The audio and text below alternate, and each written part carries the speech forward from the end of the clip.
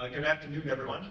I'm Alan Sguigna, and I guess I'd like to characterize myself as a little bit of a JTAG guy. I've been, working with JTAG, for about 20 years now, and JTAG is a technology that has a lot of different applications. Started that part of my career, working in manufacturing tests using boundary scan, which is one application in JTAG, and then about 10 years ago or so.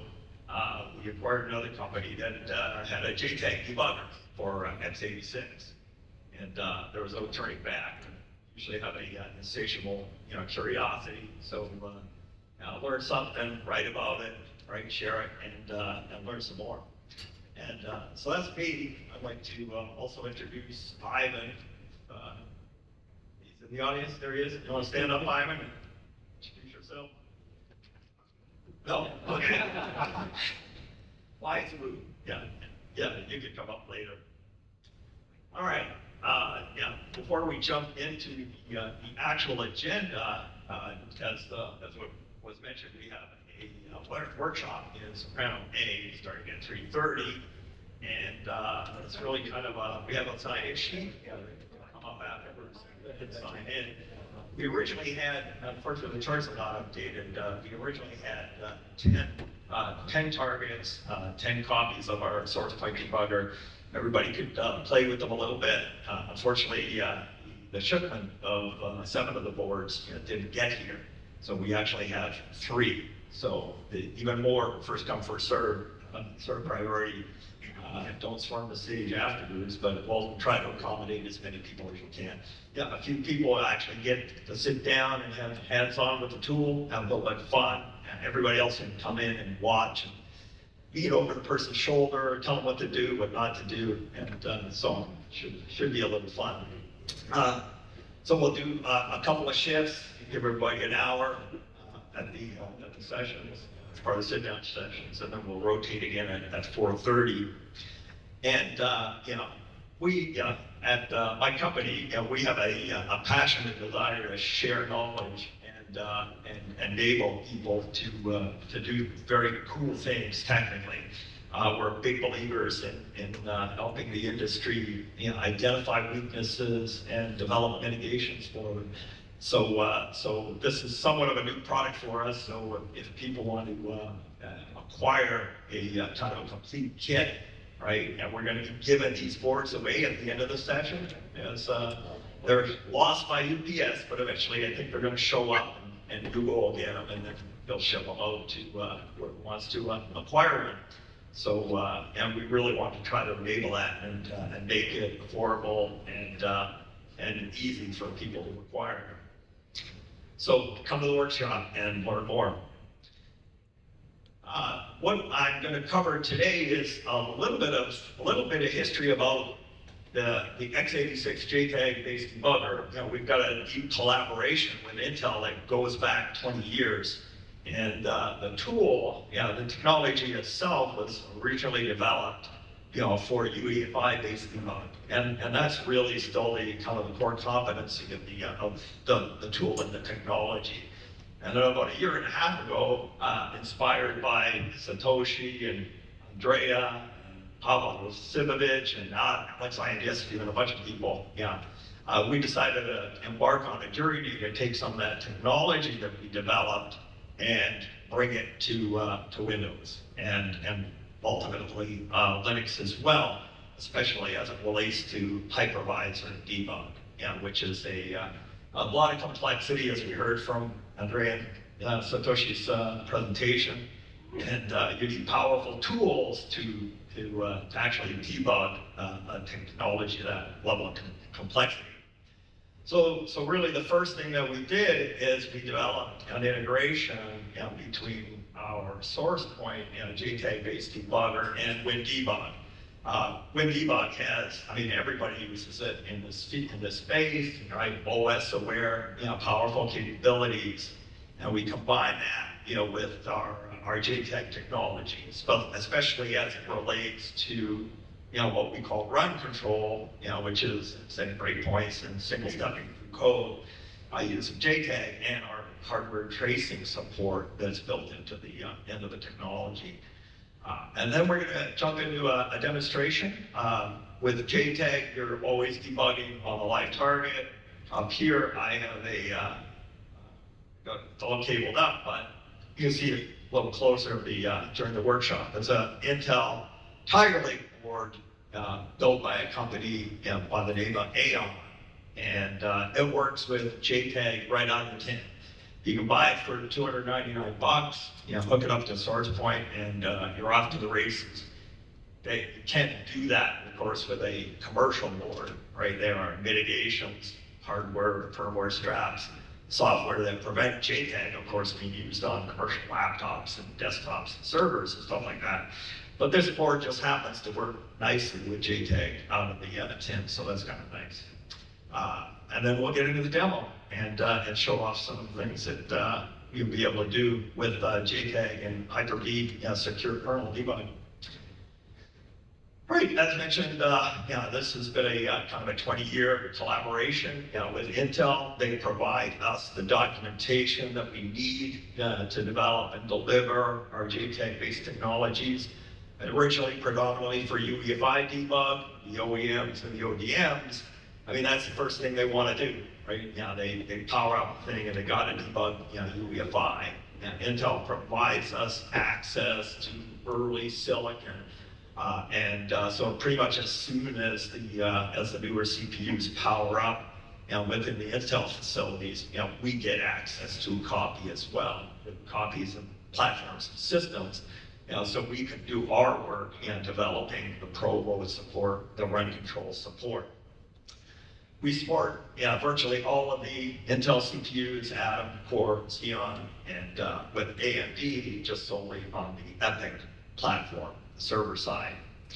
And you'll see SourcePoint shortly. It's a very visual debugger, right? It's symbolic, source level sort of debugger with the typical, some of the things that you do with a regular debugger, with some enhancements. And really the money shot is really not just trace features, the rich functionality of the product associated with the trace features, some of which can only be turned on and used with probe, right? Coming in from the hardware side as opposed to on an agent-based or OS-based kind of debugger. So a little bit of history, informationally, is around 2008 is when we kind of finished part of a journey with full UEFI debug support. Run control, which I use synonymously with probe mode. That's the single step breakpoint stuff, hardware breakpoints, software breakpoints, those sort of things. Intel Silicon, all modern Intel Silicon has something that's logic inside of it called a trace hub.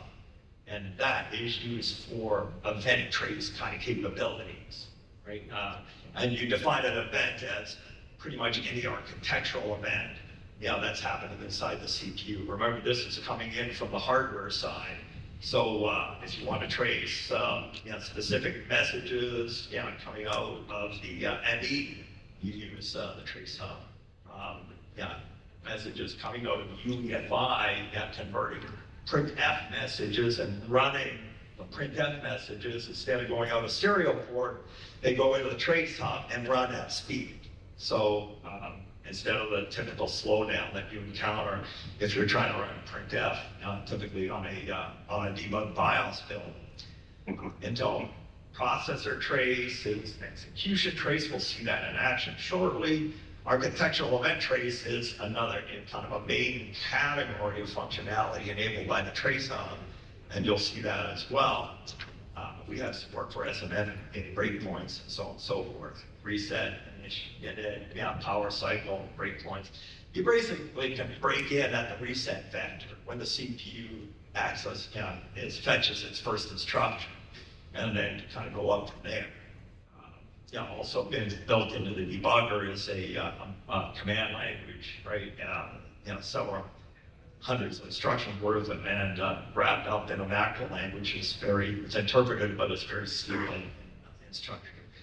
And on Intel designs, if you're going to debug them, there's two access mechanisms, like XDP, the extended debug port, which is the what we call the open chassis approach, right? You've got a big server motherboard that has an XDP header on it, and you can plug in with a hardware probe, an expensive hardware probe, and debug it if you're an OEM or ODM that gets these sort of boards, for example, from Intel or designs its own. DCI is the direct connect interface. See a little closer view of it at the workshop, but it's just it's a specialty USB cable. So you hook up the cable to the target, and all the JTAG transactions occur between the debugging target and the host debugger PC over this little cable. No expensive hardware probe, easy. You just hook it up and go. Yeah, and I said starting last year is when we got bored with UEFI debug, so to speak, and decided to walk up the stack and take some of this cool technology and apply it to Windows debug. The first step was to integrate with WinDbg. So you'll see what that looks like, to sort of have a seamless interaction with WinDbg. WinDbg issues the instructions. Instead of going in, for example, over at KDNet or whatever, you go through the JTAG interface. And then we layered on top of that support for Hyper-V, Secure Kernel, VBS-enabled platform, and debug. Added in breakpoints for VM launch, VM exit, VM resume, for example. And we've kind of got this cool VMCS viewer. Satoshi has written some cool scripts, Daniel Fernandez, some others have written some cool debugger extension scripts that you can run with WinDbg to look at certain of the registers with VMCS, but they have limitations. Our viewer is windowed, very visual, and not subject to the restrictions, because we're coming in from the bottom. This is JTAG. This is not rating -1 or -2 or -3.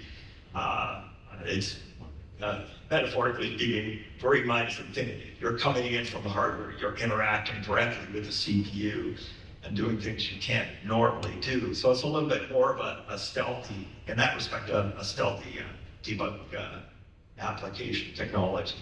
I took a little slack on that slide from Zeno Kova. He's probably not here, but anybody knows Zeno. He objected to Pavel's diagram there, saying SNN is not ring -3, but that's in another blog somewhere. All right, so we put the two things together, WinDbg and SourcePoint. That's really what it looks like from the topology. WinDbg is the controller, right? It's accessing, communicating with SourcePoint over an Intel initially developed interface. It's a public interface, EXDI, extended debug interface, I believe is what that called. It tells SourcePoint what to do. SourcePoint initiates the JTAG transactions with the target, and then reports back up to WinDbg and back and forth.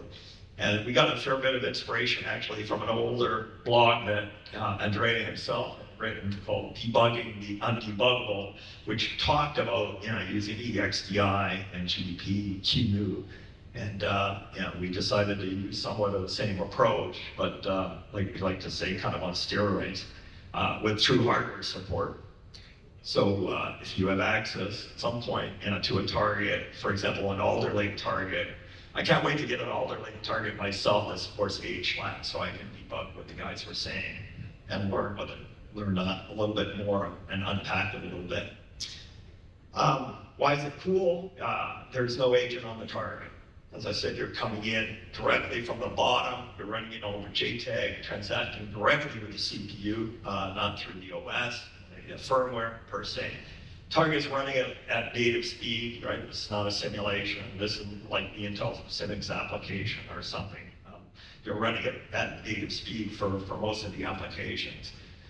You have the capability to reset the target, stop at the reset vector, and then debug through early SEC, PEI, DXI, all the way up through Windows. So that's somewhat unique.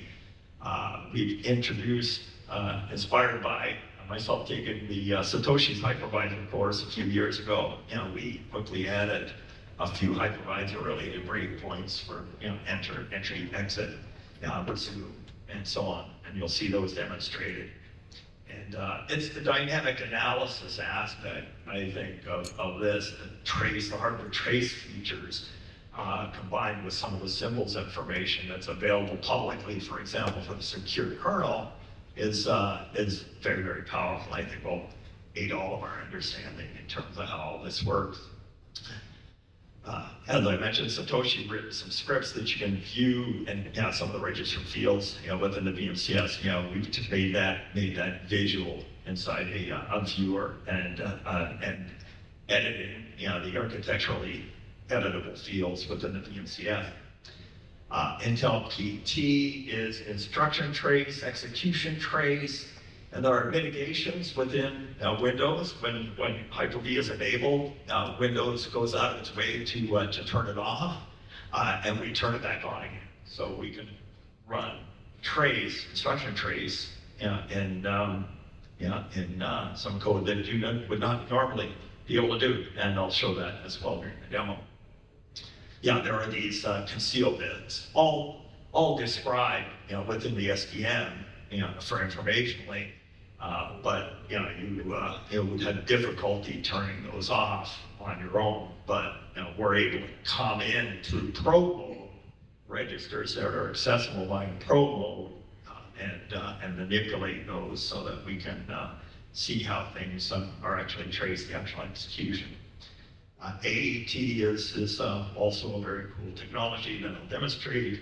And we'll look at some VBS-enabled enclave code as well. And last but not least, there's no NDA. Really, there's kind of two debuggers in this market for Intel platforms. One is the Intel debugger, which you have to acquire from Intel under an NDA. You do not require an NDA to work and acquire our product. So makes it just more generally available to our community. So just a couple of moments on those hardware tracing technologies. There's really two main ones. Instruction trace, which is Intel PT. And I've written about this, with our website, and have a look at some of the blogs that I've written on this technology. It's what it does is it's very, very fast, and it captures, it creates very compressed or branched packets and squirrels them away in system memory as the target is running. And then when you halt this target, SourcePoint goes in and via JTAG, pulls out these packets, decodes them, and then displays the actual trace data. And it's a fairly modern technology. Intel's kept it up very up to date. Yet the overhead is really, really nominal, as I said there. And within SourcePoint, we can filter, right, based on what you're trying to do. We can filter based on context, the CPL, address or address ranges of interest that you're looking to trace. AAT is event trace, architectural event trace, and as I mentioned before, you really can't turn it on and use it unless you're in probe mode. Otherwise, the target just poses.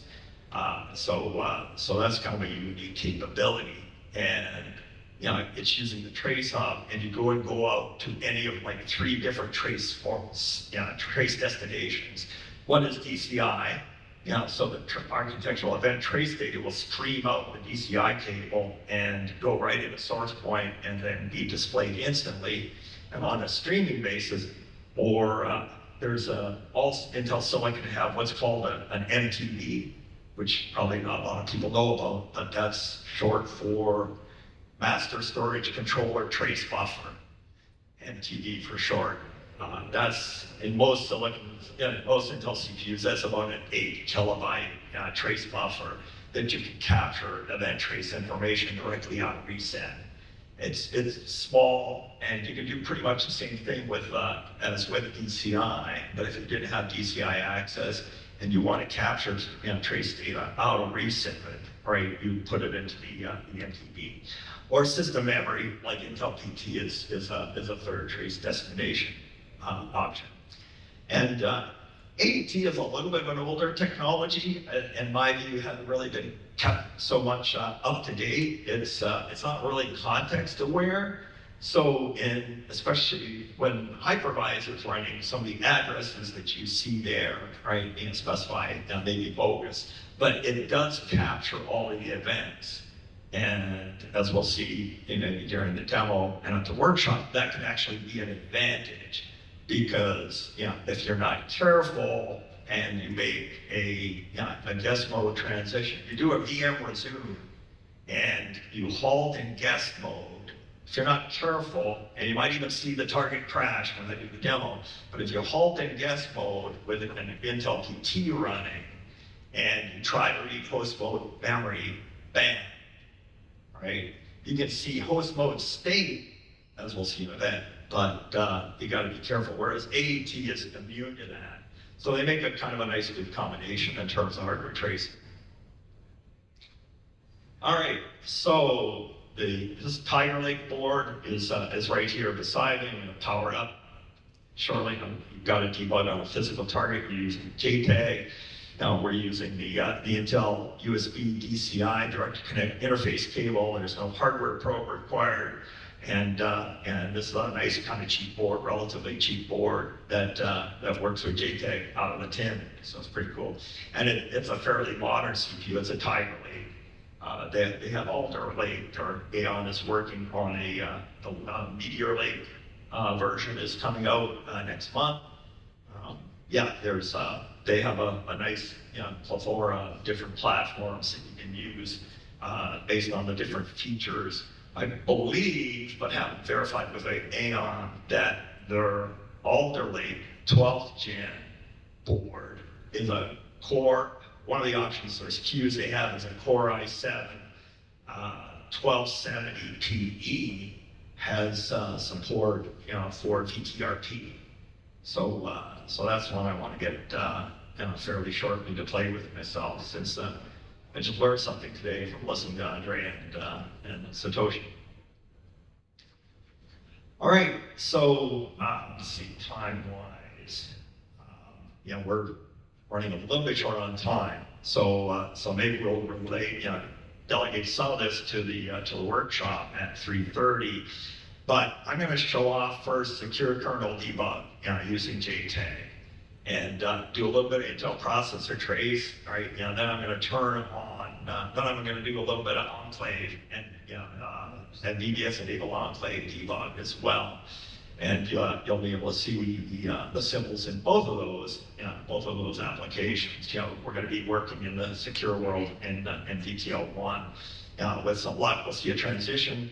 We'll see the dance that occurs between VTL0 and VTL1, between NTOS and the secure kernel, and so on. And Ivan, if you don't mind, given the time, because we've got to get down over the workshop soon enough for the 3:30 start. I think your demo for Intel PT and AET working together, Ivan has a really interesting and practical use. Ivan is a debugger extraordinaire. I like to, sorry, don't blush, Ivan. Really sharp guy. He's taught me a thing or two about debugging, since I'm more of a tools application guy. But he's got a really cool application whereby he combines some of the results data that is coming out of execution trace, Intel PT, and event trace, and AET. So we'll get to that at the workshop, perhaps. I'm going to use up a good 20 minutes, I think. That's all right. Here's where it gets hard. I wish I had 3 hands, but I don't. I think I'll switch to the other microphone, perhaps, so I can turn on the target and show you some things.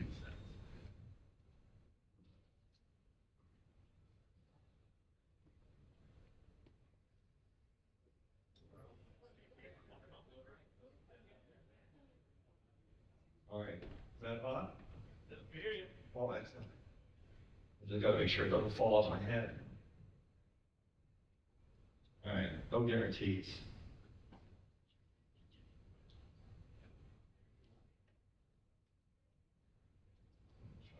trip over the cables.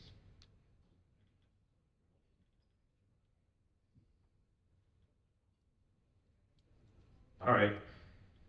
Super. So my board is right here. I'm going to power it up, and sorry for the smallish kind of monitor, but what we're going to see on this screen is SourcePoint in action. What we're going to see on this screen is this little Tiger Lake board booting up, and if the keyboard works and the mouse works and everything, you'll be able to kind of see the two working together. I have it at an angle so I can kind of watch what the target is doing. It's not absolutely necessary. I mean, it could be, I can boot up to Windows and kind of drive blind, but I want to show you as best I can, some of the UEFI stuff, and then jump into Windows. So I'm going to close it out here.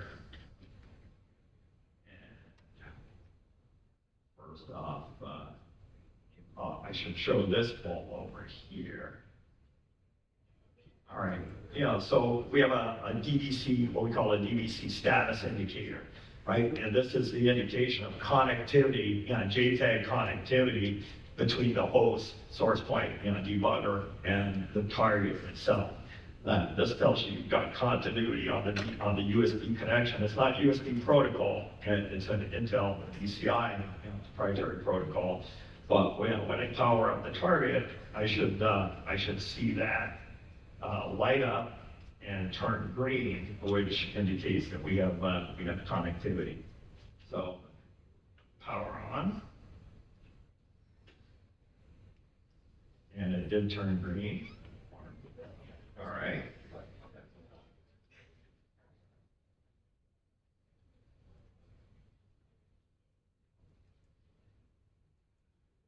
All right. I'm sorry, it's a big room. And I lift this up, but I'd probably hurt myself or fall off the stage, so I'm not going to do that. But what you see over here is function F7. F7 with on this particular board halts in the UEFI shell. And AAEON is super kind to all of us engineers because they provide access on this board, this $299 board, not only to the regular BIOS boot menu, boot setting menu, but also to the quote-unquote CRB advanced menu, right? CRB being customer reference board, Intel customer reference board. The boards that typically only the privileged few amongst the OEMs and the ODMs have access to. So there are hundreds of cool settings here that you'll never see, right, on this board that you'll never see in any kind of commercial board. Worth in some ways the price of admission itself, right? You can go into the CRB advanced menu and just play around for days. I certainly have, and that's kind of above and beyond having JTAG access. So that's anyway. I'm essentially halting in the UEFI shell because what I want to do is walk through the Intel, through the boot process, the Windows boot process, as we go from Dixie to BDS. Right, I've been to the Windows loader, HD loader, and so on and so forth. All right, so I'm going to scroll down here a little bit and launch my SourcePoint application. Probably didn't cooperate on that. All right, so when you first launch SourcePoint, you go up into a gray screen, and you want to reload the project. So what that's going to do is establish the JTAG connection, right? So you're going to make the connection through the emulator, right? Through that DCI connection, and then actually make a connection to the target. And once you've got that JTAG connectivity in place, then you can begin your debugging session. So it takes a few moments for whatever reason on this target, but there it is. And just a quick kind of set of a little bit of introduction to the overall layout for people that may not have played with SourcePoint in the past. We got a code window over here. We got a symbols window over here. General registers window there. I've got a breakpoint windows. They're not set yet, but I've got the 3 different breakpoint types that are associated, with EMM operation are over there. here's our viewpoint window, and on this board, I've actually turned off it's actually a 2-core, no hyper-threading board. Is this Tiger Lake board. I've turned off one of the cores. It's so much easier to, at least from a learning experience and a demonstration experience, just have the one core active, and you can see the yes to those transitions, much more cleanly. You can certainly turn them on, and you can have NTOS running on one thread, secure kernel running on another, the third hypervisor running on another. That's pretty cool, but just for this demonstration, just show it easy looking with just the one thread. Then we stop the target. SourcePoint stops initially in safe mode, so we do a refresh inside the code window, and you can see just by the address that this is we are in the UEFI shell at this point in time. So what I'm going to do right now is turn on a VM launch. I'm going to use VM launch in this demonstration. So let's watch the Windows boot process with Hyper-V and VBS-enabled, from the perspective of, okay, let's hit a break every time a VM launch instruction is executed.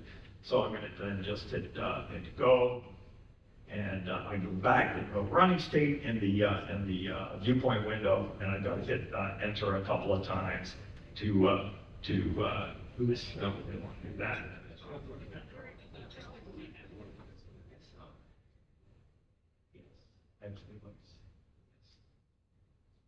So it's now going to boot, and if you look carefully, you will see the viewpoint window change from a running state into a stop state. And here we are, so we're in Windows, and we're actually at the very first launch of EXDI-64, the Windows hypervisor.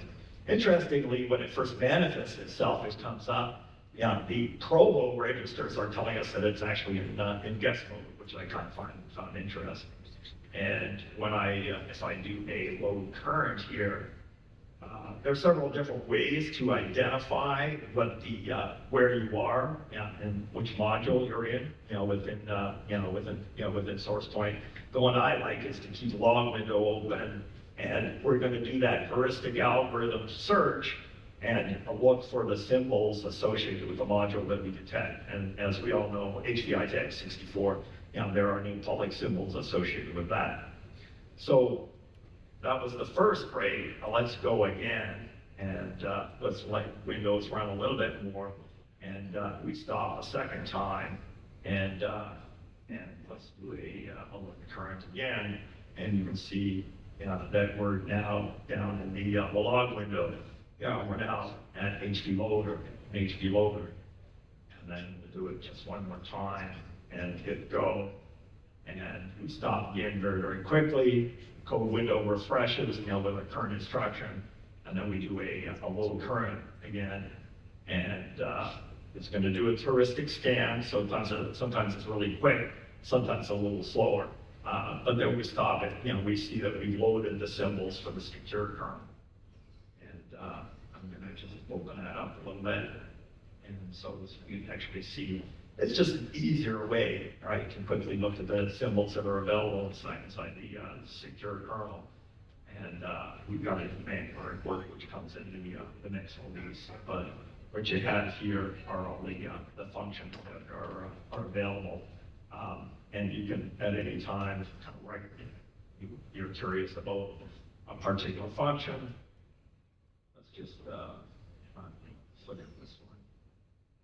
You can right click, and you can do open up another code window, so you can see the code associated with that function right within the secure kernel, and scroll up and down and to your heart's content.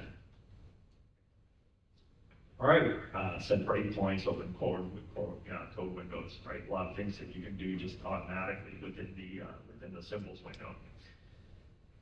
Okay, and here, of course, you've got all the code symbols available in secure kernel loads are visible. So let's look at Intel processor trays now. But before we do that, actually, I'm going to first show off our VMCS viewers, because we are now in a VM guest mode. Of course, we're in the secure kernel. We want to look at the VMCS. Let's initially look at guest state. So we have a digital display here of all the guest state visible registers, from the VMCS. And you can, we have all the labeled. You'll see a lot of online documentation within the tool, so you're not always scrambling to look for the Intel SDM information, right? It's there and documented, whichever way you please. We can also open up another register window over here. Let's move this over, make it a little bit bigger. And we can also look at the VMCS host state as well. Well, this is something I had mentioned before, is we are in guest mode, and we have access and can see the host state from guest mode, which is pretty cool. Some of Satoshi's scripts, for example, will only work when the target is in host mode.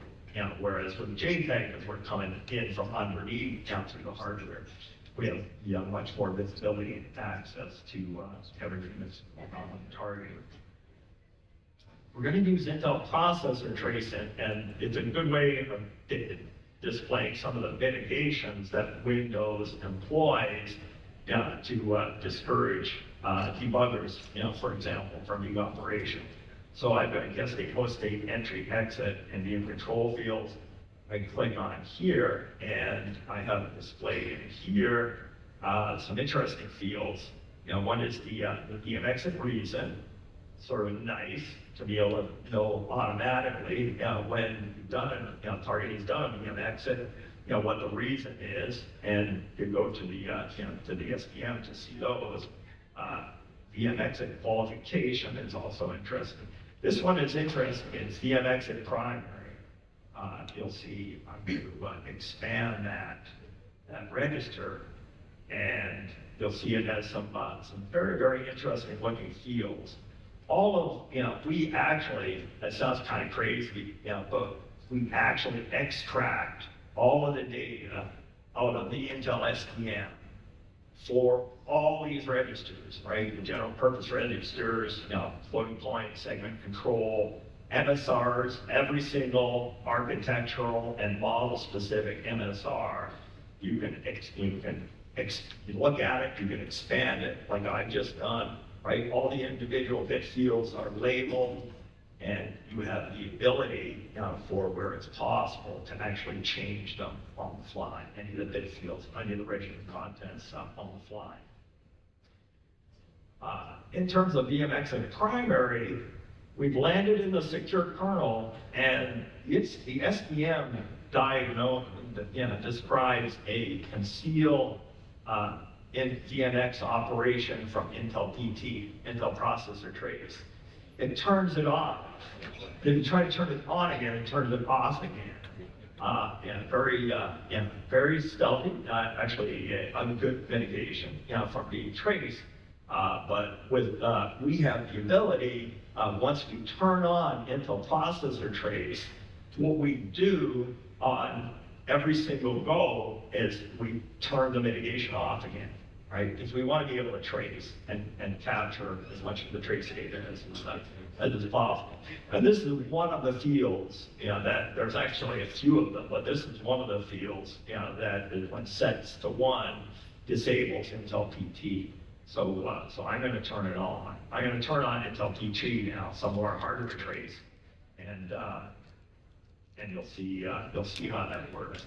I'm going to move the windows around just a little bit, because that VM exit primary, it was that 1 there, which was the CDT bit, which is set to 1, which disables Intel PT. And you're going to see when we turn on Intel PT and capture it, and once we hit our go, we're actually going to see that 1 turn to 0. SourcePoint turns it off.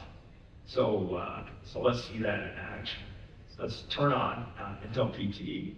This is our our trace window, you've got a choice to a lot of different kinds of trace supported on Intel platforms, RBTS. There's a trace on an AAT that we'll see in a little bit. Intel PT, all right, we're gonna trace all processors to trace. And so we're gonna turn on, we only got the one, right? But you can capture Intel PT, right, as whatever scheduler does, and you can capture a multi-processor execution trace if you so wish. So I'm gonna say okay there. And I'm gonna move this window over here, and I'll hide the host data here. And just as kind of a quick example, let's make this a little bit bigger here. And but I don't want to hide that VMX and qualification bit, because you're going to see, the VMX and primary bit, because you're going to see that 1 change to a 0. So here's where you actually get into trouble, right? If you VMX it and then via resume and come back here in the middle of a trace, right? SourcePoint is going to try to read the host mode memory from guest mode, so you can crash the target. In fact, with JTAG, it's really easy to crash the target. At the workshop this afternoon, I'm going to give out a small prize. Whoever can crash the target with JTAG the fastest. So if you're coming to the workshop, consider that a challenge. I'm going to put a software breakpoint right here. So we're just going to capture a little bit of trace data to watch this in action. And then let me move back to the break. Don't want to have any,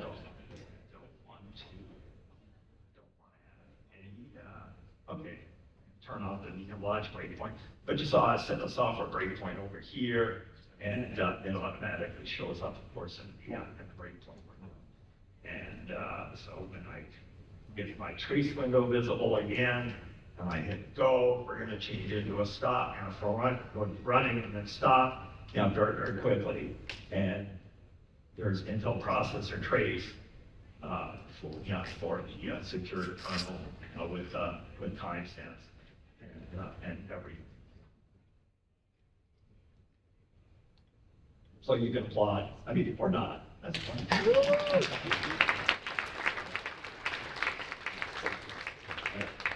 I'm flashing. That's fine. All right, so let's keep Intel PT enabled, and let's watch a guest to host transition and see if we can capture some Intel PT there. So let me go into breakpoint window again. All right, and we can actually turn this off. Either way, I can turn it off over there. Let's look at my VM exit breakpoint and do an edit. All right, so of course the target can do an exit, based on any other reason. Oh, and by the way, sorry, I almost forgot to point out, all right, you would have seen that VM exit primary register, we turned off the concealed bit. Remember that was a 1 over in bit 24, right? It's now a 0. You can't normally do that. But that's how we bypass the mitigation and allow the execution trace data to be collected.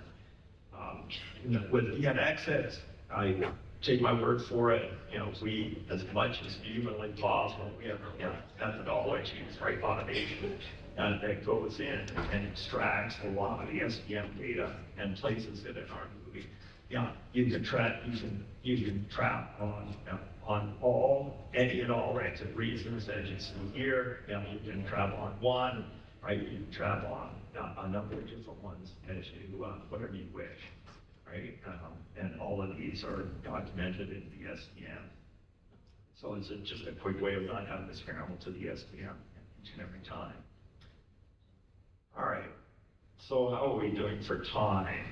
We've officially started our coffee break. I did know that we would go a little bit into it. It's a pretty gracious coffee break. I figure we should probably hard stop though at 3:10. So you have 8 minutes left, sir. Okay, then I'm going to skip the rest of the Intel PT stuff and get into the on-tape stuff, because I think a lot of people are interested in seeing that. perhaps. So let's turn that and turn off my Intel PT. So it doesn't get in the way. Okay. Close that window. Yeah. All right. So as you know, we're still pretty close to the entry point of this function, and we have the ability to stop, go anywhere we want inside the secure kernel, right? Or the normal kernel as well. One good way to do this is use take advantage of the fine capability that's built in the SourcePoint symbol search. It's a super fast search. You might want to, might be just kind of be like me and be looking for something that has an enclave in it. And one have a contain string or a regular expression or whatnot, and pull out, let's do that again. And enclave.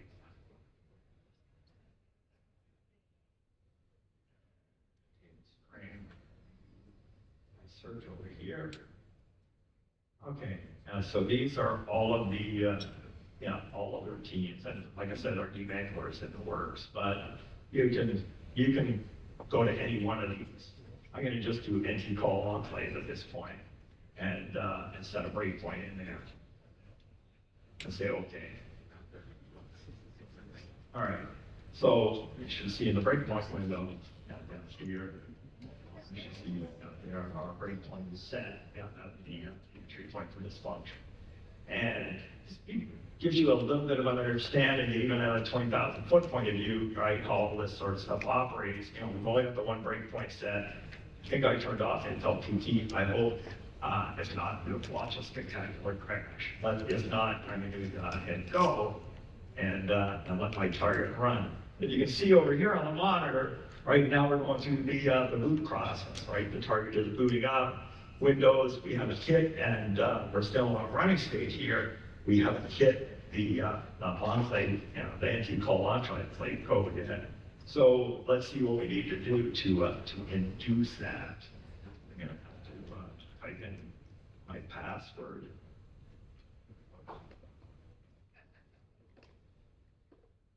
And we're still booting. I'm still in a running state. And when I look at my viewpoint window, and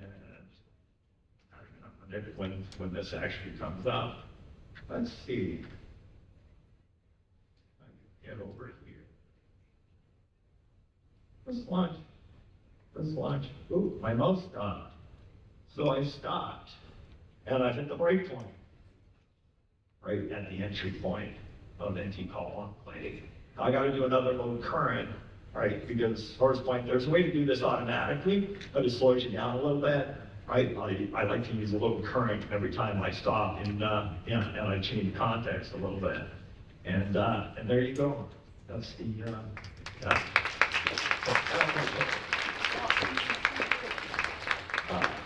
good time for questions, and then we'll have coffee and go to the workshop. How do you trigger Somebody needs to give this gentleman a microphone. For an old guy like me, I gotta. how do you trigger why Test.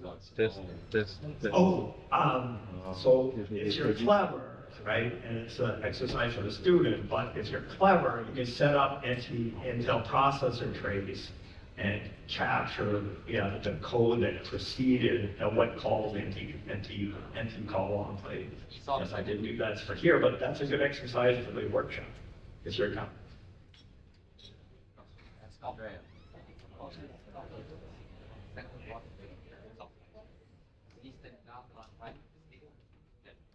After a couple of seconds.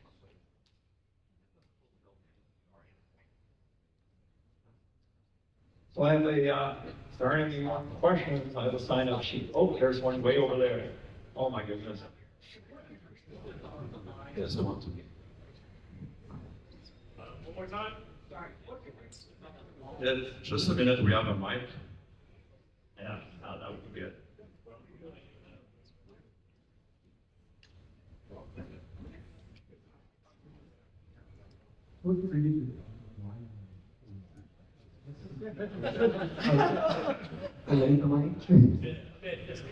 Sorry, what degree do you think debugger would lie in good places or AAEON makes if you're making firmware very debuggable versus a, well, yeah, you have to have a warning block.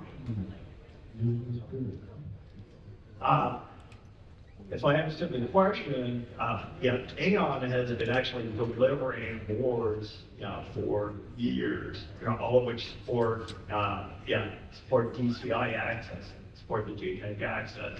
And, just kind of based on the emerging amount of business that they seem to get from us and other hobbies and researchers in the field, it looks like they're going to continue down that path.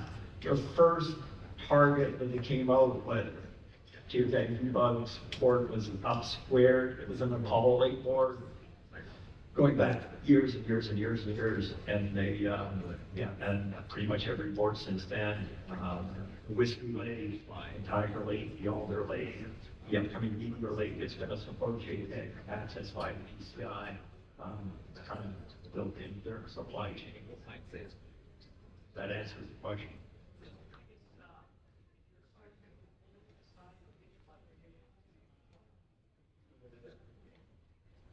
Oh, really good question. Are there, and to generalize it, are there other boards available that support DCI access? Satoshi has written an excellent article on that. It was one of my inspirational articles from way back, right, on how to take a board that normally does not support DCI and turn it on. It's very cool. I would Google Satoshi DCI and you'll see it. It's a fairly popular article. It is possible to turn some commercial targets into an enabled DCI. It can be hard. Some of them simply don't have the hardware design, such as to the physical connectivity of the wire that traces on the board, right, to enable that. But a lot of them don't go to that amount of trouble. A lot of targets can be enabled for DCI. With a little bit of hacking. And you can also ask companies like Zeus-Tag, Gigabyte, and some others, right? Yes, if you've got the resources to deliver you a custom board, custom scheme that has DCI turned on. They all know how to do that. And we could do that actually since we know part of the DCI. So.